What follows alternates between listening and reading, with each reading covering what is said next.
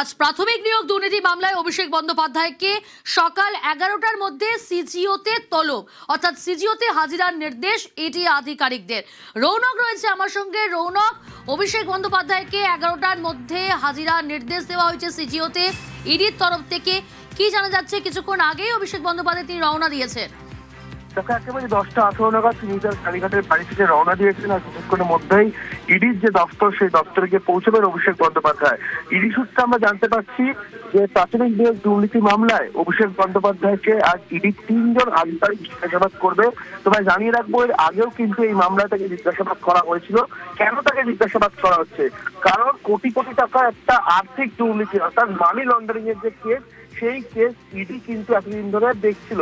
সেক্ষেত্রে যখন সিবিআই হাতে গ্রেফতার করা হয় সুজয় কৃষ্ণ ভদ্র ওরফে কালীঘাটের কাকু, পরে যখন আর্থিক দুর্নীতি মামলা ইডি নিজেদের হাতে তুলে নেয়, সেক্ষেত্রে এই কালীঘাটের কাকু যে ব্যাংক অ্যাকাউন্ট থেকে শুরু করে আর্থিক লেনদেন খতিয়ে দেখা যায়, সেখানে দেখা যায় লিপস অ্যান্ড বাউন্স বলে কোম্পানির নাম, এবং সেই লিপস অ্যান্ড বাউন্স কোম্পানির সিইও হলো অভিষেক বন্দ্যোপাধ্যায়। এবং সেখানে কোটি কোটি টাকা গেছে এবং সেই ব্যাংকের সঙ্গে আর্থিক লেনদেন ছিল কালীঘাটে কাকুর সঙ্গে এই লিপস অ্যান্ড বাউন্স কোম্পানি।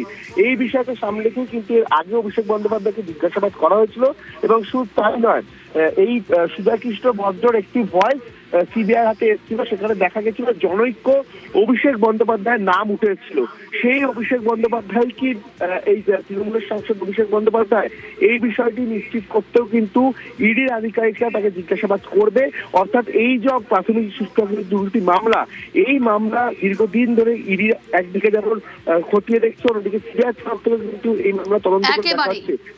গোটা মামলার উপসংহার টানতেই কিন্তু ইতিমধ্যে অভিষেক বন্দ্যোপাধ্যায়কে এবং আজকে তাকে তলব করা হয়েছে সিজিওতে ইডির তরফ থেকে। নজর রাখো, ইতিমধ্যে রওনা দিয়েছেন অভিষেক বন্দ্যোপাধ্যায় 10টা 18 মিনিটে, এবং সেখান থেকে এই মুহূর্তে সিজিওর উদ্দেশ্যে অভিষেক বন্দ্যোপাধ্যায়।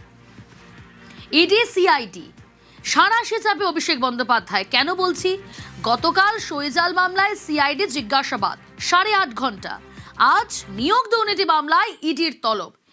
আগামীকাল অর্থাৎ মঙ্গলবার ডিজে মন্তব্যে ভবানী ভবনে তলব সিআইডি।